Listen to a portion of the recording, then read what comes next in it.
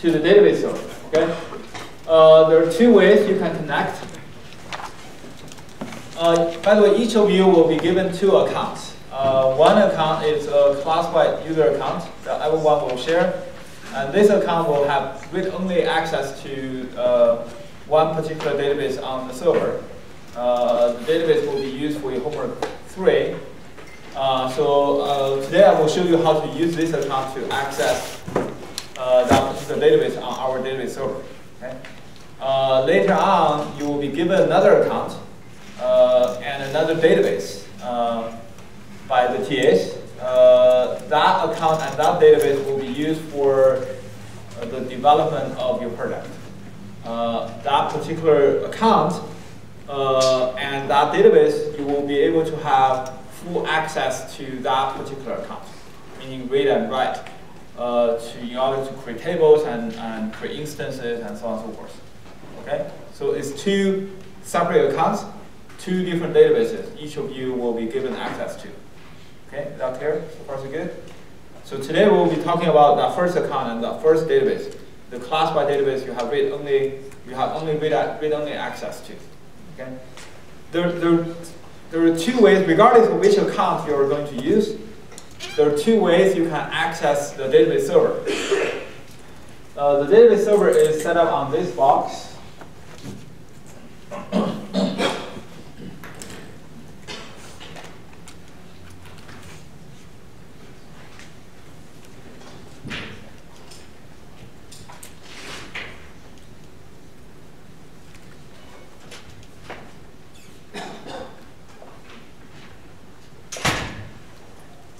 Okay. So this is the URL or the host name of our database server.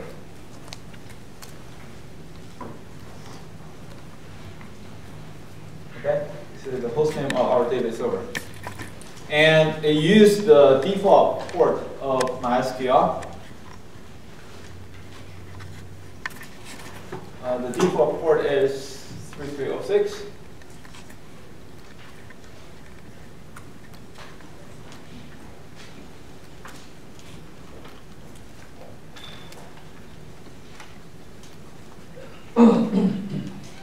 Okay. Then you really have two ways to access this database server, right? One is if you install a MySQL client program, like what I did here. Okay, just install this client program. And once you have installed this, you can use this connection string to connect to the database server. Okay. MySQL is a command to call that client program. -h stands for you want to specify the host name. By the way, I will send a detailed announcement to Canvas with all these instructions. Okay. So you supply that with the host name. And here there are two different ways of how you specify the host name, right? If you're connecting from a remote location, like what I'm doing here, okay? I'm on my local laptop, and this server is at a remote location. Then you need to specify the full host name for that -h parameter, okay? Then -u is to specify your username. Here I'm using my username. -p means that you need to supply a password. Perfect, good? So you supply the password, you're in. Once you're on the database server, you can show the list of databases on the server. Okay, so far so good. And the one that you have access to is this CS5530DB. And that's the classified database that you have read-only access to. Everybody on the same page? So if I use that, then I can show tables, which will show the list of tables on this database. I can also describe. First, that will show the schema of this table. I can show create tables to see the create table statement for that table. Then, of course, you can type any SQL statement of your choice. Example, a very simple one to get the results from that table. By the way, I want to delete this.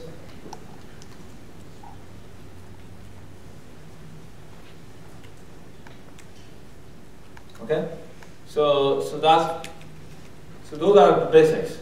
Everybody follow me on this.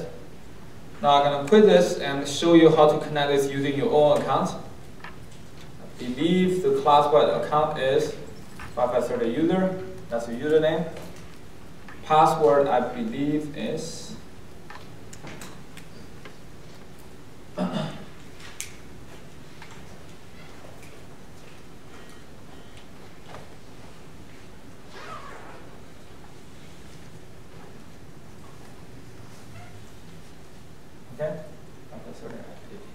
okay, that's the password. Now, if you use this account, you see, if you show databases, this account is limited to view only these two databases. A classified database, the CS530DB. That's a very simple university-like database, like course student. Cicada is a movie database. I will talk about it later on once we're ready to do homework 3. So you have read-only access to only these 2 databases. You already see there's a difference between this account and the account I used earlier. The list of databases available to you is limited. Right? That's because I'm the root of the server, and I set up the database server in a way that this account can only see these 2 databases, and furthermore, you only have read-only access to these databases. Does that make sense? Suppose you want to use this database, you still see the same setup.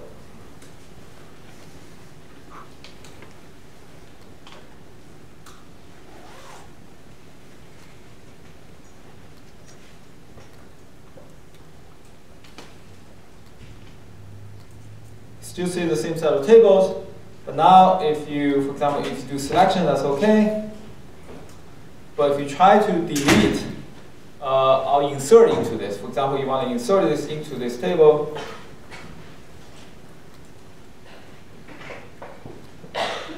okay?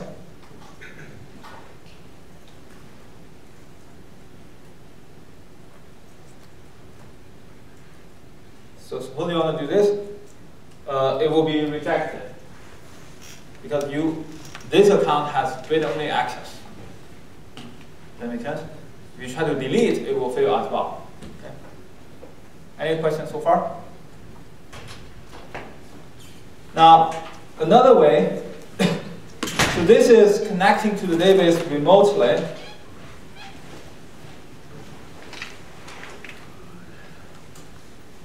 Because this is my own laptop, right? On a local machine. So if you try to connect to the server, you need to specify the full host name using a URL string like this. Now, what if you are on the server box itself? So this is what's going on here. So here, I'm still on the local machine, but instead of connecting to the database server from a remote location, what I will do, I will log into that remote server first using SSH. Now what happens now is I'm on that server box itself. Does that make sense? So if you see the host name changed to that box. So I'm there. If you're there, the connection is slightly different. Still specify all this. However, your host name will be simply localhost, because you are on that box already using SSH connection in the first place. Do all of you follow me so far? Oh, type the wrong password. The rest is the same. Okay? So this is the first way of connecting to the database server. Any questions so far? I will pause for questions. You can install my SQL client program if you are on a Unix-like system. I'm actually on Windows 10, but Windows 10 allows you to install Ubuntu kernel side by side to the Windows OS as well. So that's why I can do apt-get. You can install that client program just by typing apt-get install. If you're on Mac, there's something similar to apt-get. Okay? You can just install MySQL client program very easily using a command line program. Okay, command line. One command line will be able to install that program, which is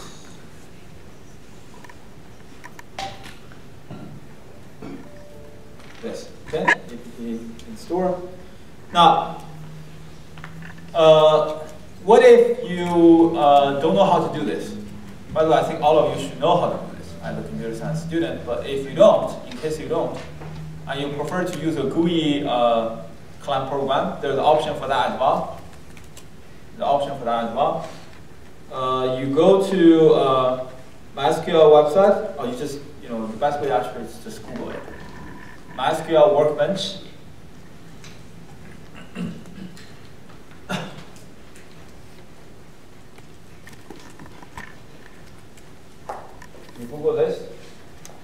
And they have different versions of this for Windows, for Ubuntu, for Mac, for different operating systems. You install this, you got an interface like this. What you do is you create a new connection. And there are two ways of connecting. Pretty much like what I demonstrated to you just now, right? One is to direct connect. Type the host name. This is just give a name. You just say, okay. For example, you give a name.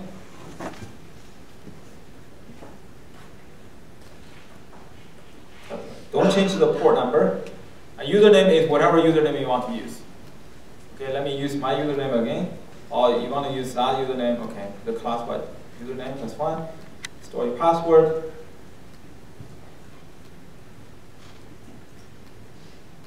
You can specify default schema, but by the way, default schema here, the meaning of schema here means a database. Meaning which database you want to connect to, the default database. Test the connection. It should work. Okay.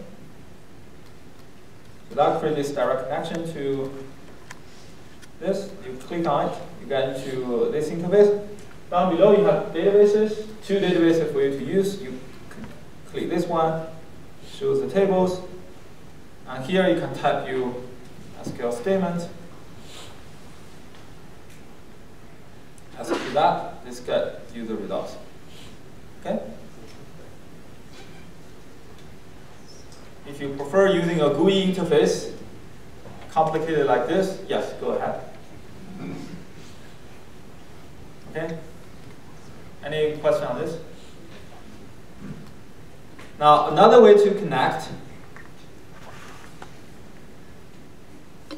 is like what I showed you just now. If you think about what I did here,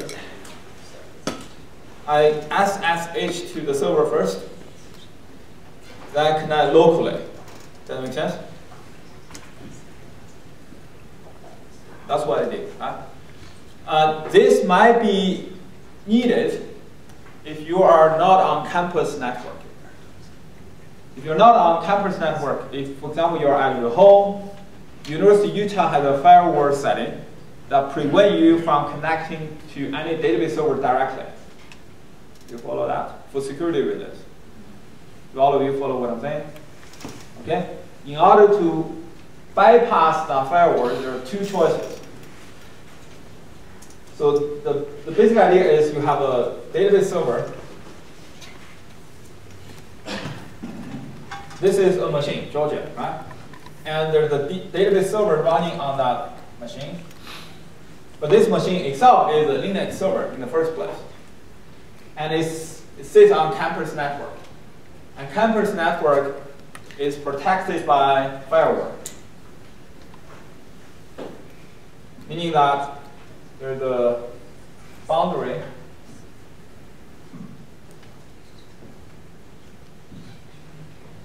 Okay, just now what happened is my laptop is making a connection here. I'm able to connect that because all of us are within the firewall. I'm on the same campus network with my server.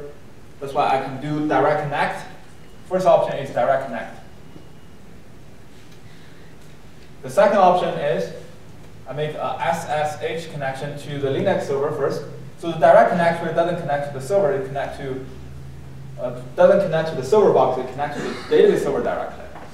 The second option is I use SSH to connect to Georgia server down here. Then from here, I open a local database connection to that database. Do all of you follow what I'm saying here? Those are the two different ways I just demonstrated to you. Right? Now, using a GUI interface, you can still do this. That's what I have just demonstrated to you if you are on campus network. But what if you are here?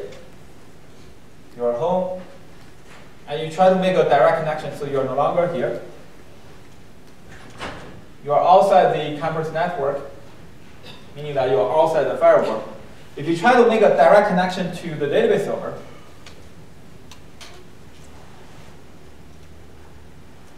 that make sense? Using this particular port 3306, the campus firewall will prevent you from doing that for security reasons.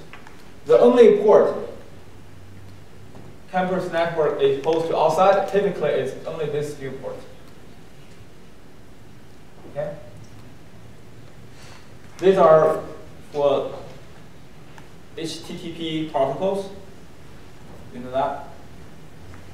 Port 80 and port 88 is the default port for any HTTP protocol, meaning when you're surfing a web. They have to open this, otherwise nobody can visit utah.edu website. Okay? By default, they also open port 22, which is the SSH connection I showed just now. Why? Because any communications through this port is encrypted. Okay? It is encrypted. SS stands for secure shell. I forgot what H stands for. But basically, any connections to this is encrypted. That's why they open 22. What that means is, if you're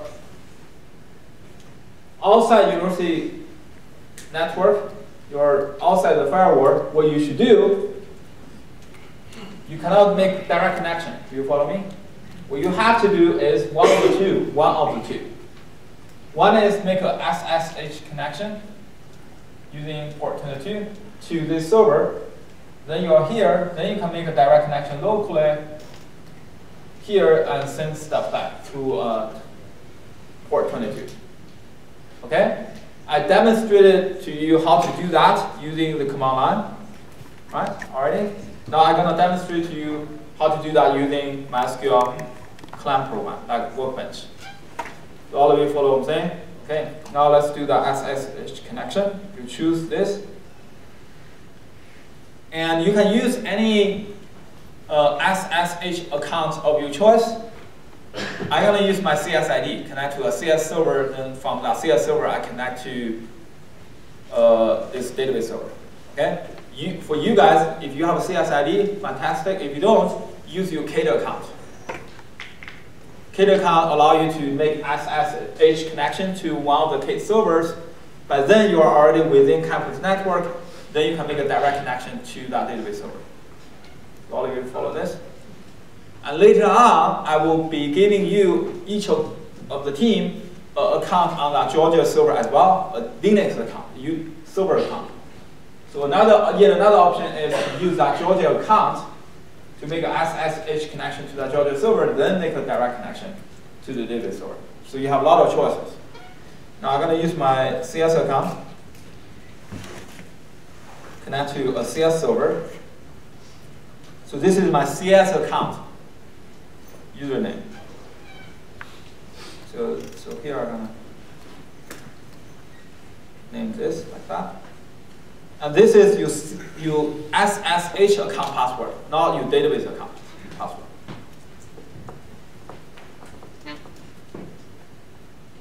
Okay? Now you connect to your database. Suppose I want to use that username again. Now this is the password for your database account. So all of you follow the steps.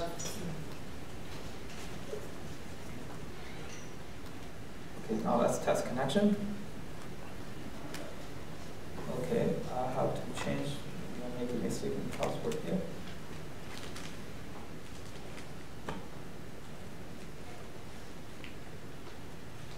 Test connection. Okay, now it has succeeded. What happened is we connect to the SSH server first, then from there connect to the database server.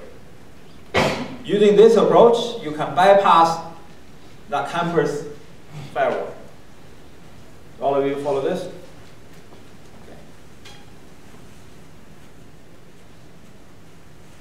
Okay. Click on it. Once you set it up, it's a simple click. It appeared to be identical to the earlier direct connection, but what happened beneath is dramatically different. So far so good? Now finally, the final remark.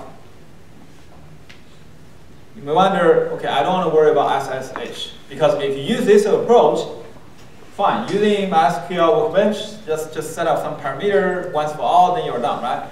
But later on, when you work on your project 2, you're using your Java code trying to connect to the database server. It takes actually some trick in order to set up an SSH connection, then database connection using your Java code. Of course, I will be giving you sample code how to do that. I think it's a very useful thing to learn. But suppose you don't want to learn that. This is not networking class, right? You want to learn that, you say, I just want to do direct connection. Tell me how to do that. If I'm on my home, I don't want to come to campus. Okay? That make sense? Fine, I honor your request. So the last resort you can do is to use VPN. Have you heard of VPN? Have you used VPN? VPN stands for Virtual Private Network. The idea is pretty much it's just another way of using SSH essentially. So they build a protocol on top of SSH, so that if you have an account with your organization, either a university or company, you connect to your organization's network using this protocol called VPN from anywhere. If you manage to connect to your organization network using VPN, then you get a virtual network address that looks like you are on the organization network no matter where you physically are. Make sense? High level, that's what's going on. Technical details, go take an advanced networking class. But that's the high level idea. That make sense? Right? So if I travel to Europe, I travel to China, I travel to Japan. If I want to appear to be on University of Utah campus network, I use VPN. Then I got a virtual IP address that looks like I'm on the University of Utah address, a network, even though I'm anywhere. I could be anywhere. Okay? Which means, for the purpose of this course, you bypass the firewall protection because you are on campus network once again. So how do you do that? You download the VPN program from the University of Utah, you connect. You use the same two-factor authentication. Type your password, second password. Okay, let me show you what you got. I hate this, by the way.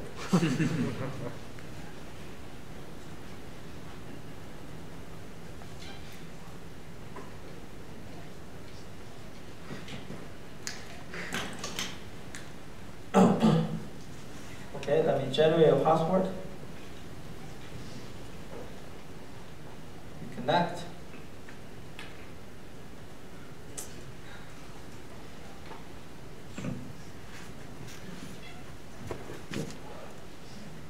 Another one.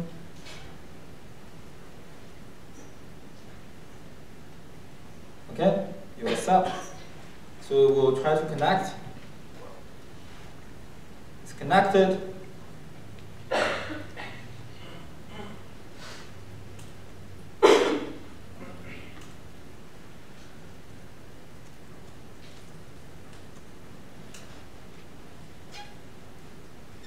If you look at my IP address, now I got University of Utah virtual IP address.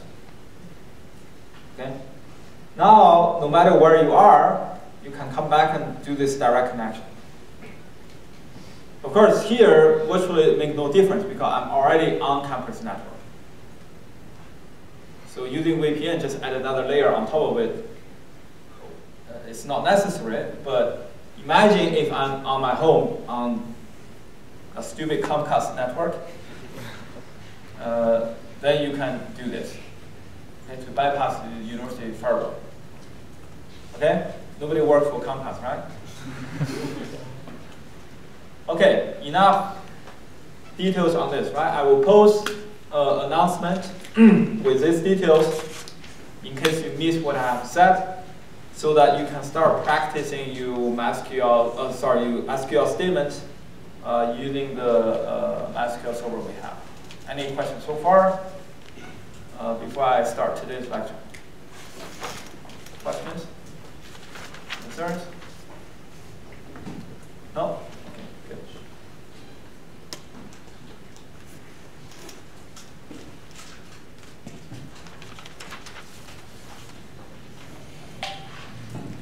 We also have another database server, which I don't want to overwhelm you with too much stuff. So we'll talk about another database server later on. The second database server is, this one is a MySQL database server, right? So the picture actually is like this. On this Georgia box, this is a Unix server, right?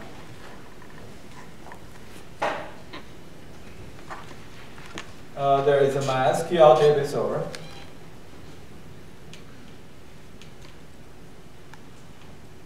Then there is also a PostgreSQL server.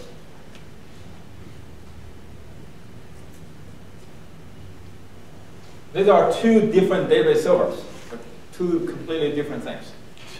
But we have two server instances running.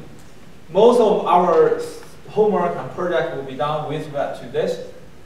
But I just want you to, I just want to expose you to another database server to get a flavor of how different database servers work. Right? So later you will be given access to this as well. Details on that will be posted later on. Okay? You just use another client program. So for example, MySQL has MySQL Workbench. PostgreSQL server has what they call PJ admin.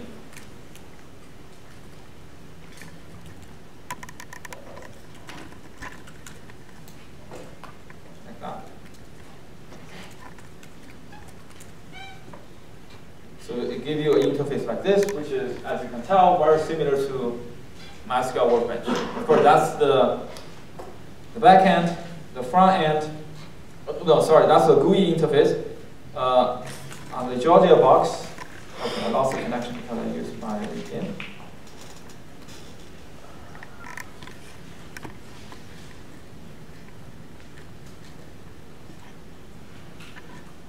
You can, the client program is simply this. Okay, I haven't installed it. Oh, okay, I'm local, so that's why I haven't installed this.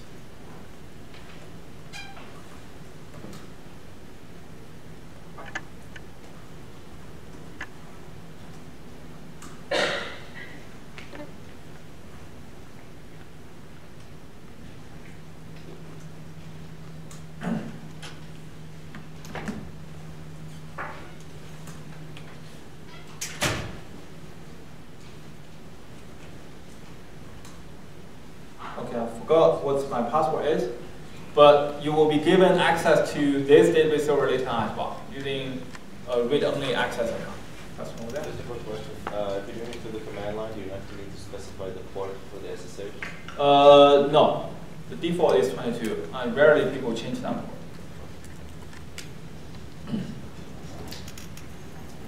All right. So let's continue from where we stopped. So we talked about the details of create-table statements. This is where we start. We're going to continue from here. So next we're going to dive into the details of what we call DML, data manipulation language, right? By now you all know what this query does, right? Find the student who is aged at 18 years old. So now, given our knowledge on relational algebra, we can formally define what exactly this SQL query is doing. Okay.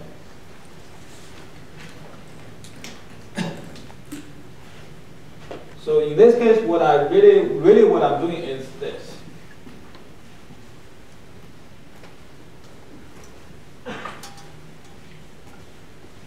Right? Really what I'm doing is just that. Just the selection query in relational algebra. Now if I change that heuristic to name and login, what I'm doing is, in addition to the selection, I'm doing a projection of this. Okay? So this is where it might appear to be a little bit confusing in the sense that in SQL, select actually means project, means projection. The select clause, the select keyword in SQL does not map to the select operator in relation algebra. Rather, the select keyword maps to projection. Do you follow this? Okay. So this is one little confusing point that you might want to pay attention to. Okay. So now let's look at how we do query over multiple relations. In other words, how we do joins. Right? In relational algebra, we have natural join. We also have theta join, right? Condition join. Well, natural join or condition join to look at data across multiple tables. And how are we supposed to do that in SQL? Well, the basic idea is you supply multiple tables. You supply multiple tables to that from clause in your SQL query. Right? Using this example, let's look at how this is done. Right? So suppose I want to find the name and course ID, name of the student, and the course ID in which he or she has obtained a grade of B. Okay?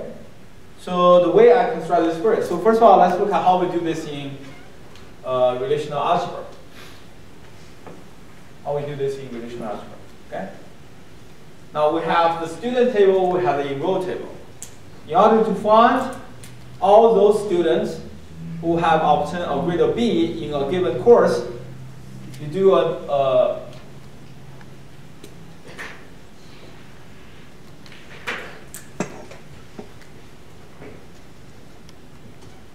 a natural join between the two. This natural join will enforce this condition by default. Right? But that's the only common attribute of the two input schemas. Then you say, okay, but on top of that, what I'm really interested in is what?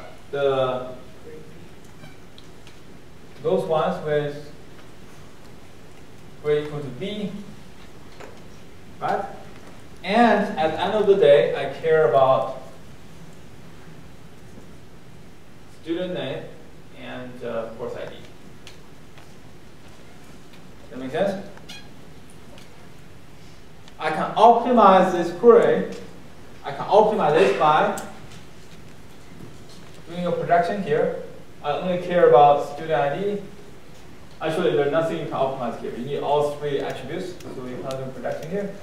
But you can optimize this by, for the student, I can, before I do the join, I know I only care about student ID and the name. I don't really care about the login and age information of those students, so I project away those two attributes before I do the join. That will make my query a little bit more efficient. But this is not necessary. You follow this? Okay. So how do we transfer this to SQL? Well, we have students, we have enrolled. What you do is you supply both tables to the from clause. If you remember the conceptual way of evaluating SQL query, which I talked about before we started the discussion on relational algebra, can someone tell me what's the semantic meaning of the from clause? If I have multiple tables there, what do they imply? What do they imply? What's the conceptual way of evaluating a SQL query? Talk about that. Go ahead. Joining. On what? On what condition? Just the from clause, without anything else. What do they do?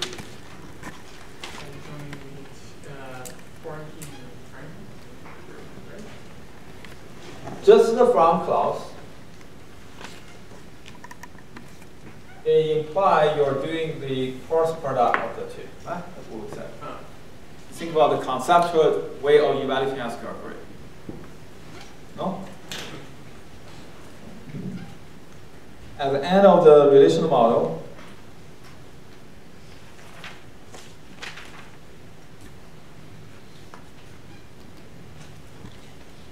we say semantic of a query. This is what we set.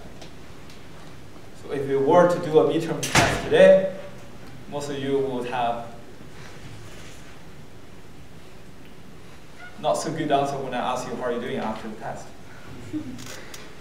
No? Luckily, we don't have a test today. Okay?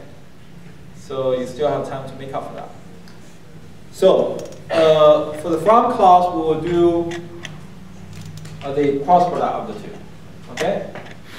And the conceptual way of evaluating the SQL query is you produce the cross product of all the relations in your from clause, after which you check the where condition one by one for every single record in the result of that cross product. So in this case, I believe I have an animation of this. So this is the cross product of student with enroll, with these two instances. Here, if you do the cross product, you get this. Why? For every student, the cross product will pair that student record with every single enroll record. Okay, that's what's going on. Okay. Next, you go through each record and apply the where condition. You apply the where condition. When you apply the where condition, there are really two conditions you want to enforce. Those with grade equal to B and those SID equal to SID. And in this case, only one row, one record in that cross product will satisfy your query condition specified in the where clause. You take that record, you eliminate all the other rows, you eliminate all the other records. You take that record and do the final projection, which is your final output, name and course ID. Do you follow this? Okay. So these are the details. The only new concept that we didn't talk about when we first talked about this conceptual way of evaluating as query and the annual relational model discussion is that keyword distinct. That keyword distinct. Remember, in relational algebra, when I do projection, say for example when I do this, it will remove duplicates, right? Because the resulting instance must be a valid relational instance. To be a valid relational instance, you have to be duplicate free. You have to be duplicate free. Henceforth, relational algebra, when you do projection, it removes duplicates by default. However, when it comes to SQL, because it's a practical query language, we do care about efficiency. In relational algebra, we don't care about efficiency. We only care about the correctness of your query results. In SQL, because it's a practical query language, we do care about efficiency. And as we discussed when we talk about this, duplicate elimination is expensive. Duplicate elimination is expensive. If you want to do this properly using sorting, the cost of this is n log n. The cost of this is n log n. And you sort them, then you use the running counter idea I talked about to cross out all the duplicate values you have. Remember that discussion? Okay. So it is expensive. So by default, most database systems do not remove duplicates when you do projection. So let me demonstrate that using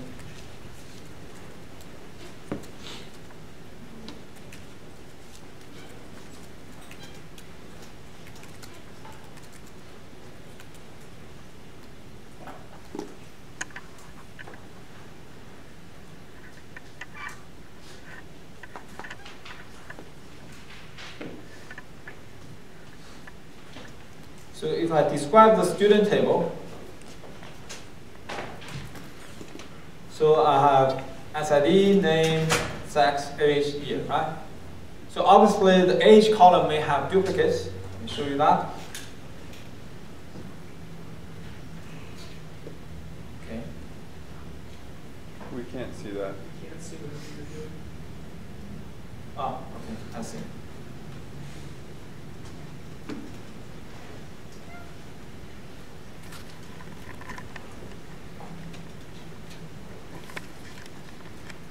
So you see there are a lot of duplicates, as you can tell, right?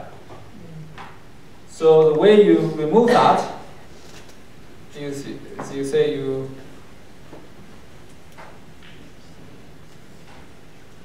do this. Now there's no more duplicates. Okay? You use the keyword distinct to force the database system to give you this semantics. So this actually equal to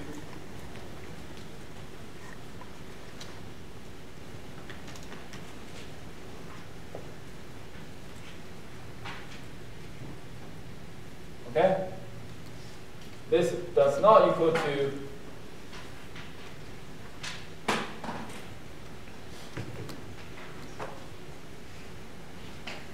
okay for that reason. All right. So the conceptual way of evaluating SQL query is you form the cross product of all the tables in the from clause. Then using the cross product, you check the where clause, or the condition you specify in the where clause, eliminate those records do not satisfy the where condition. Then finally, you use the select clause to do the projection, meaning remove unnecessary columns or fields. Lastly, the last step, if users has specified the distinct keyword for the remaining columns and the remaining records, with regard to those remaining columns, you remove duplicate values, duplicated records. What's over there? So there are some SQL queries that can be translated directly to relational algebra. Are you saying, is there any SQL query that cannot be translated directly to relational algebra? There is some. I will talk about those later on. So far, everything we have seen in SQL can be translated back to relational algebra. Those involving aggregation, since relational algebra does not have aggregation operator in its default construction, those will not be able to convert back. But commercial engines, when they do query optimization, they actually have extended the semantics of relational algebra to include aggregation operation as well. All right, so now let's move on to the details. Okay, let's move on to the details. Again, we're gonna use the same three tables as we used for the discussion of relational algebra. We're gonna use the reserve, sailors, and boats. And these are the schema of those three tables. Okay. Let's start with a simple join query. Let's start with a simple join query. So what I'm doing is I want to find the name of sailors who reserve boat 103. The name of sailors who reserve boat 103. In relational algebra, this is very simple, right? Actually, this was the first example for relational algebra as well, right? After the discussion of relational algebra, I'll give you guys a number of examples. This was the first example we used over there as well. So the way you do this is, in relational algebra, a sailor drawn with reserve, select boat ID equals to 103. Then for those sailors, you project out the sailor name. Right? That's what we did over there. You follow this? Of course, you can make this query more efficient by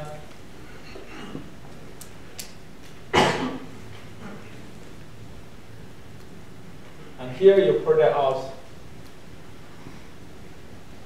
And make it more efficient by doing that. So how do you translate this to to relational to SQL. So let me go back to this construction.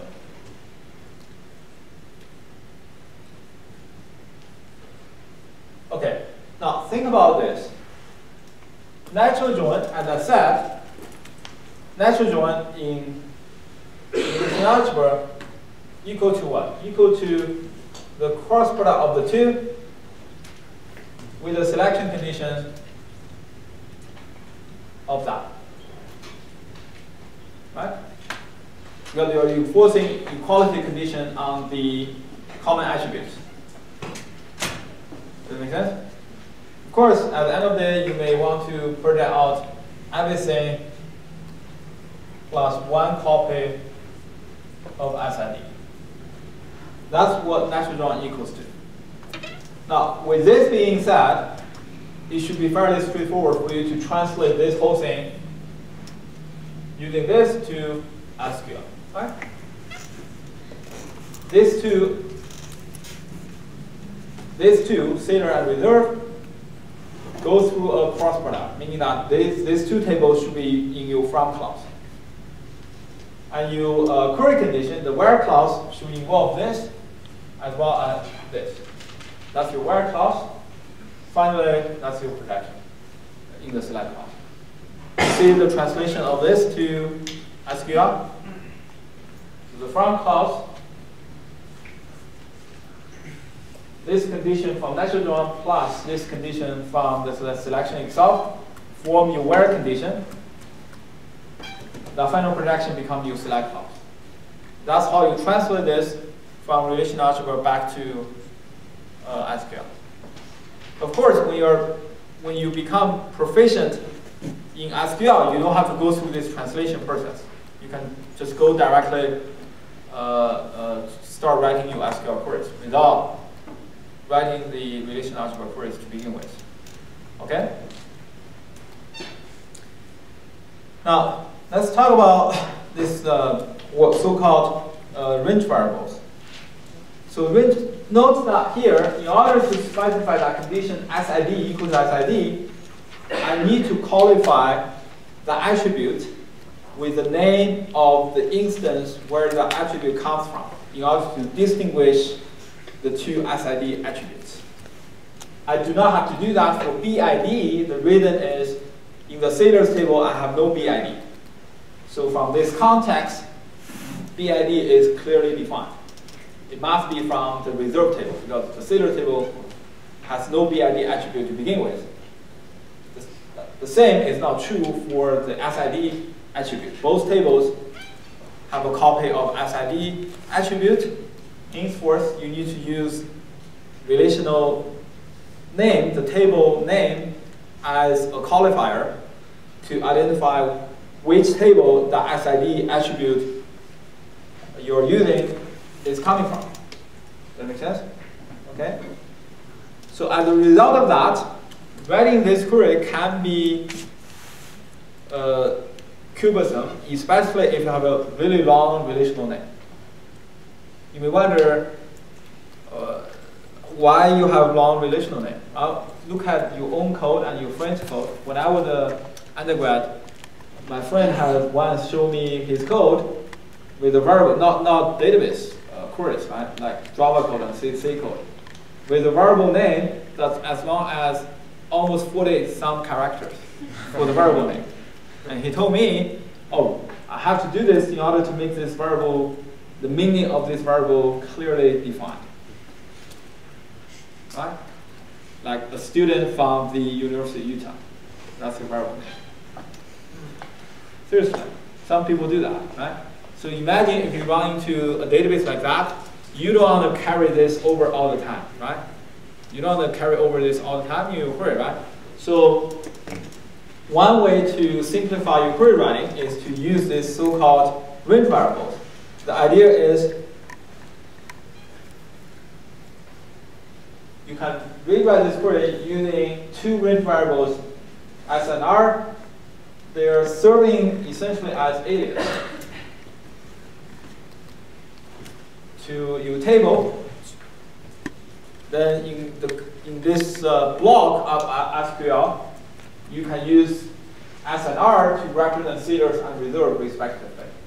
Now, some of you asked me this question. I believe some of you asked this question last time, which is an important question, so I will re-answer that question here, which is, what's the effective range? What's the effective range of your range variables? Pretty much like in your C code, in your Java code, when you declare a variable, you want to know what's the scope of that variable. Does that make sense? What's the scope of that variable?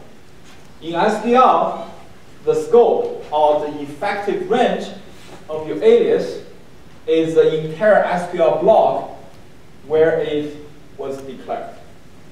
Meaning that even though it's only declared here, it can be used even here as well. This is different from the typical convention in programming language, right? In C or Java, you can only start using that variable after it has been declared. Anything before that, any lines in your code that precedes the declaration of your variable, you cannot use that variable name. Does that make sense? This is not true for SQL. SQL, the effective range, the scope of your alias or range variables is the entire block of that SQL, anywhere in that block. Okay? So just a small note on that. Question on this? Once again. Now, if range variables are only to be used in context like this, you can make an argument that this is nice to have, but not must to have. You know, it's nice to have range variables to simplify my query writing, but it's not a must-have component. Right? I can perfectly write an SQL query without using any range variables. However, there are scenarios where you have to use range variable. You have to use alias to facilitate the construction of your SQL query. Let me give you an example of this. This happens when you want to do self-join. When you want to do self-join. Right? For example, using the relational algebra example I gave you towards the end of last lecture. Find the sealers who reserve a boat with the smallest sealer ID. You remember that example? How do you do that? Find the sailors who reserve a boat with the smallest sealer ID. Remember this discussion, this example? How do you do that? In relational algebra. Well, what we said is, okay, you can do the following. You can make 2 copies of the sailor instance.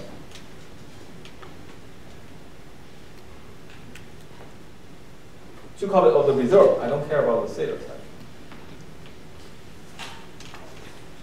And I'm gonna rename the output as R1, and I can even simplify my writing by project away the date information. I don't care about the date. So I project sealer ID and boat ID, and I'm gonna rename them as R1. The output is R1 with sealer ID 1 and boat ID 1. Okay, then I'm gonna make another copy of the same instance. I call that R2, sealer ID 2, boat ID 2, put it out the sealer ID and boat ID from reserve. What do you do after this? Someone tell me? We talked about this. We went through this example. Sailors reserve for each boat. Find the sailor reserve that boat with the smallest sealer ID value. Someone give me a hint? Did you compare like their boat IDs and then from those projected out the smallest? Yes. So put out the one with larger sealer ID value. Then the one with the smallest will never be in the output. Then you take the whole thing and subtract away from that. So the idea is, okay, you make sure it's the same boat. It says one is greater than the other. Then you project out all those, each boat ID. It doesn't matter which boat ID you project out because you are enforcing them to be equal. Let's say you project out the first one and you project out the one with larger sealer ID value. what's in this output? This has everything except for each boat, the sailor with the smallest sailor ID value reserving that boat. Because if you are the sailor with the smallest sailor ID reserving that boat, you will never be SID1. You can only be SID2. Everyone else reserving that boat has a chance to be both SID1 and SID2. They can appear on both sides, but doesn't matter. I put it out SID1. So everyone else will be put out, except the one with the smallest sailor ID value reserving that boat. Then I just take both in minus away that. I got my answer. Okay? The reason I mention this is if you think about this, the construction of this query, there is a self-join. You are joining the reserved instance with itself. In the process of that, you need to be able to differentiate the two copies of the same instance. In that case, you have to use alias. You have to use range variables if you were to write this query in SQL. Does that make sense?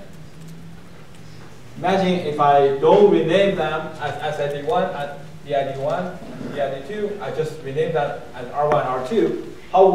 How I have to change this query is my condition will be R1.boat_ID equal to R2 boat ID and R1.SID greater than R2.SID. I will have to use R1, R2 to distinguish the two VIDs, the two SIDs.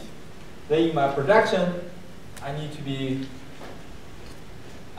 R1 to denote which attribute I'm projecting out. So you will have to use range variables of alias. Imagine if you were to transfer this to SQL. Does that make sense?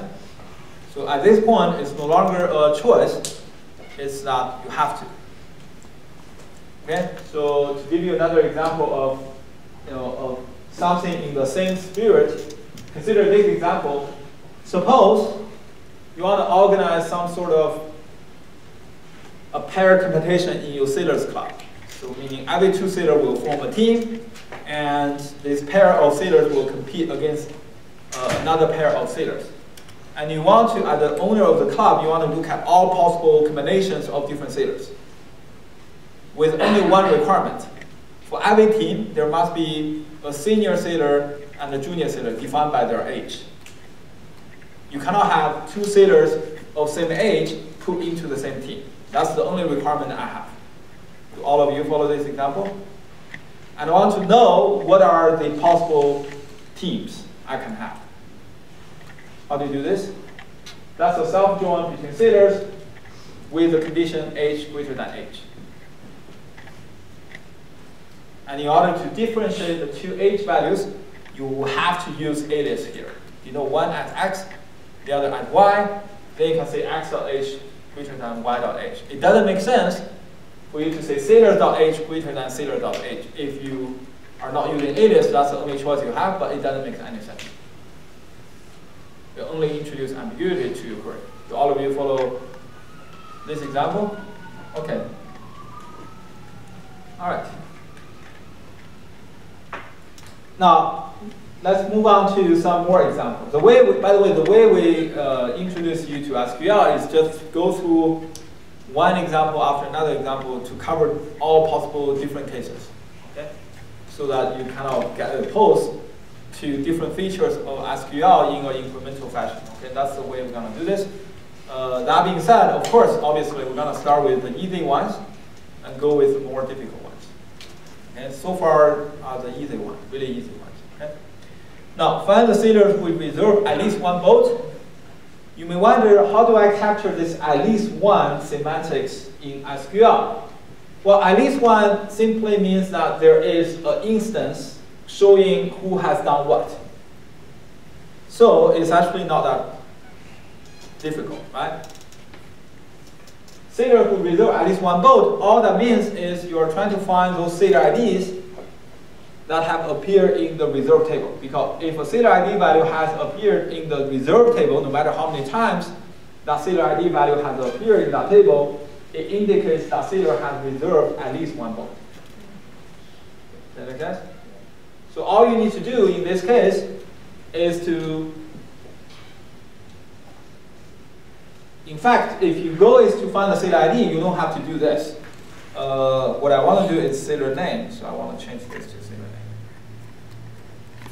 That's why you need to do a natural join between sailor and reserve. If your objective is to find the sailor IDs, what would you do?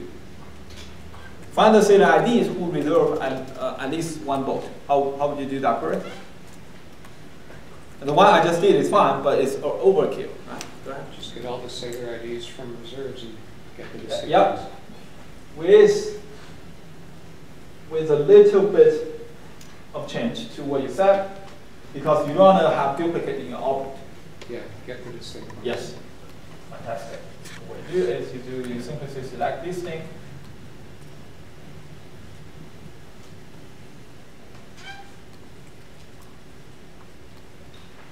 That's it. Right? That will give you all the sailor ID who has reserved at least one boat. To give you a real example of this, you come back here. So note that there's the enroll table, right?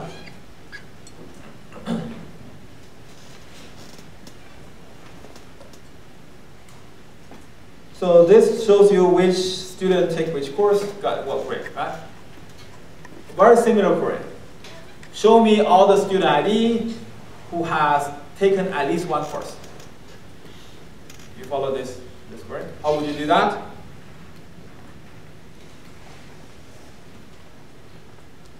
That's all you need to do. That's all you need to do. And this will remove duplicate as well. If you don't have that distinct, you see you may have duplicate. That means that student has taken more than one course. But with respect to our requirement, I really don't care about that. No matter how many courses you have taken, at least you have taken one course, then I'm fine. Now let me change this query. Let me ask you to do something different. Now this gave us the student ID who have taken at least one course, right? What about the following? Student who has taken no course at all. How would you do that? Student has taken no course at all. Or sailors who have reserved no boat. Sailors who have reserved at least one boat, we know is on reserve, right? That's sailor reserve at least one boat. What about sailors reserve no boat in relation algebra? Can someone tell me how to do that? Do R minus that? R minus almost. Wait a minute. First of all, in order to apply the set difference operator, the two instances must be union compatible. The schema of this is SID, the schema of R is what? SID, port ID, and this. So you cannot even do this. Let's follow what you said. To make this union compatible, then you get just an empty set. So what should be here? All the sailors. You take all the sailors, of course, print out the sailor ID, make them union compatible, subtract away those reserved at least one boat, you get all the sailors who have reserved no boats. Could you also just do the division? Or No. If you do division, using what? What divide by this? S. S. Okay, let's try that. First of all, can you or someone tell me what's the schema of the output of this division?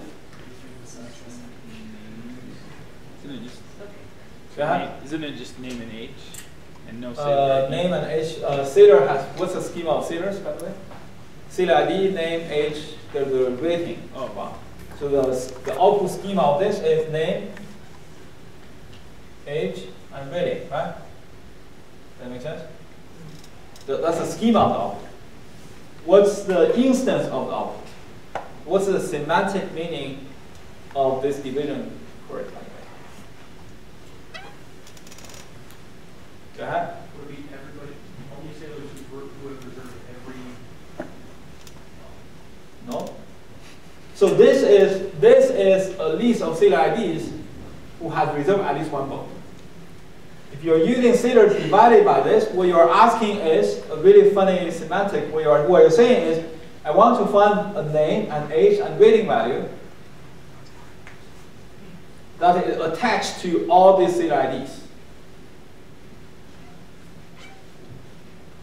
Do you follow me?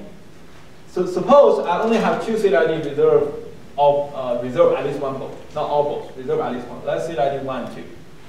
And let's say in your sailor table they happen to have, what you're really asking is, do they have the same name, same age, and same rating? If they do, then you got something here.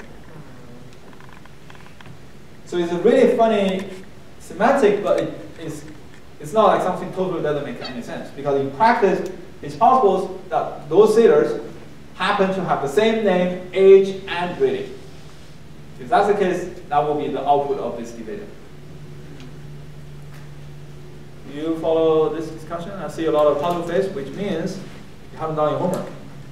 By homework, I do not mean homework 2. I mean, you didn't even review the lecture slides after we discussed about it. Okay? Which is not okay, I can tell you that. Okay? People are always used to, for others to tell them, oh, I'm doing fine, I'm doing okay, but it's important to be reminded sometimes they are not doing okay. It takes a lot of courage for me to do that, right? Because I potentially can offend you by saying that, but it's in your interest for me to remind you that you're not doing okay. Because it's not too late. If by the exam time I tell you you're not doing okay, then it's too late, right? Okay. Do all of you follow? Very good question, by the way. Very good discussion. But I hope everyone follow. What's going on here. Huh? This query looks like a really strange query, but it's not something that totally doesn't make any sense. What you're saying is, for all those sailors who have reserved at least one boat, do they share the same name, age, and rating? If they do, output that common value for all of them. Most likely, in most cases, this will be an empty set.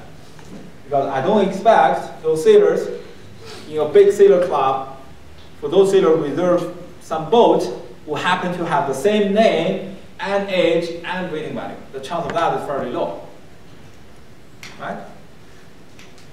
But you never know, right? You never know. You follow this? For example, I can do let's imagine there is, if I change this to,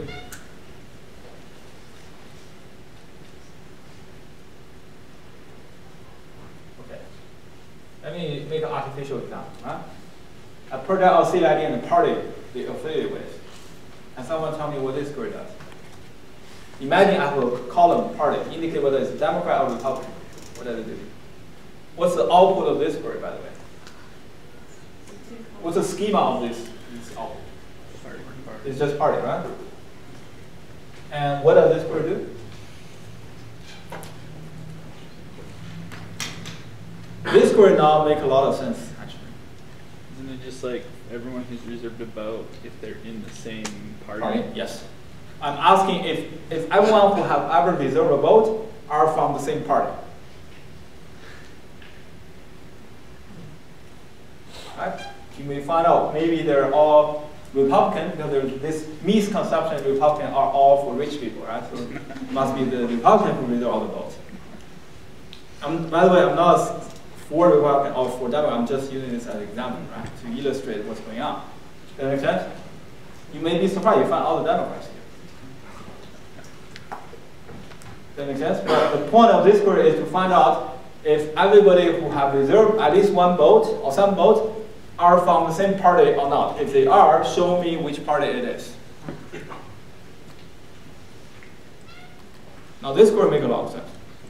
To her credit, the earlier query seems like not making much sense, but actually it's the same format as this word. So actually it does make a lot of sense, right? There are cases where you want to do things like this. Okay, I think this is a very good discussion. Let's move on. So if you want to find the sailors who haven't reserved any votes, let's backtrack where we've been derailed so much. Let's backtrack to the earlier, the initial question I posed to you guys, which is this, right? To find the sailor who reserved no vote is essentially find the sailor who reserved some votes, then use the whole sailor ID minus away those guys who reserved at least one vote. Then you got the sailor ID, the set of sailor IDs who reserved no vote at all. Okay? Any question on this? All right. You can, yeah, go ahead. How do we formulate a report? In SQL, I will talk about that later on. Oh. You may use expression in SQL as well. Use expression in SQL as well. For example, you may say, okay, I want to find the age of all the sailors named Dustin. Dustin is not a key, by the way. So you may have more than one records in the output, more than one Dustin sailors. And for each of those sailors, I want to know his or her age as well as age minus 5 and 2 times of that age. In this process, I can use this what we call renaming operator. Recall in the relational algebra, the renaming operator is simply the Greek letter rho. I can rename, for example, something to like what I did just now, right?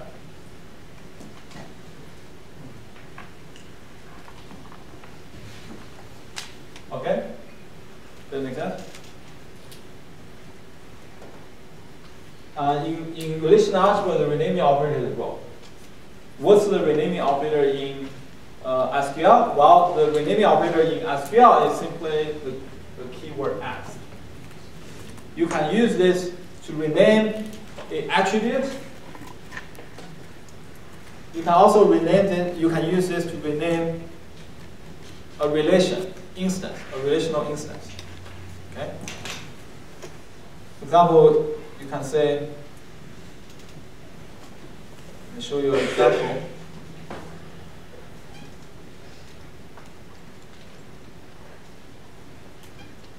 We talk about the alias can be introduced just like that. You can also say as, use the keyword as to make it explicit. Essentially, you're renaming something into a variable. And this can be applied to a base relation. A base relation is a table in your database to begin with. You can also use this to rename a whole SQL block like this. You can take this whole block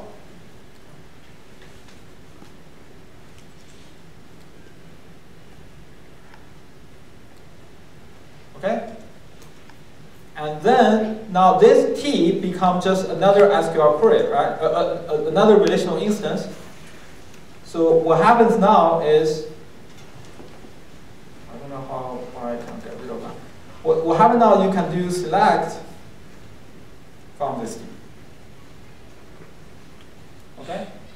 Meaning that this entire select from where block, after you have used that renaming operator, just become another relational instance, and you can supply that relational instance as an input to another SQL block in the from clause. Do you follow this? Of course, here you may wonder why you do this. It makes no sense, right? You already what I'm doing is select everything from this temporal table. The second level is unnecessary at all. But imagine I take this SQL block as T, then I join this with another table, then this suddenly becomes very useful. Okay, for example, I can say from this, I want to find all the sailors pair with another sailor whose age is 2 times of the other sailor. You follow this? So what I will do is I will do sailors S1, because I use S already here, so I have to use a different alias here, where T dot H2 equal to S1 dot H.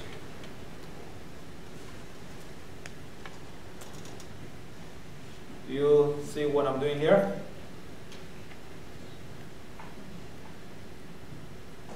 I'm taking the temporary instance T, in which I take every sailor named Dustin and inflate his or her age by 2 times, as well as -5. Those are those I don't care. Right? Then I say, okay, I'm going to take T and join with the original sailors table with the condition H2 equal to H. What I'm doing here? I'm trying to find all the other sailors and pair them with this sailor Dustin when Dustin's age is 2 times of the other sailor. For example, I want to form all such teams. Note that I may have more than 1 Dustin sailors. Do you follow this example here? With that, I think it's a good point to stop the lecture today for you to go back and ponder about this a little bit. Okay? Think about it. Okay? All right. See you on Monday.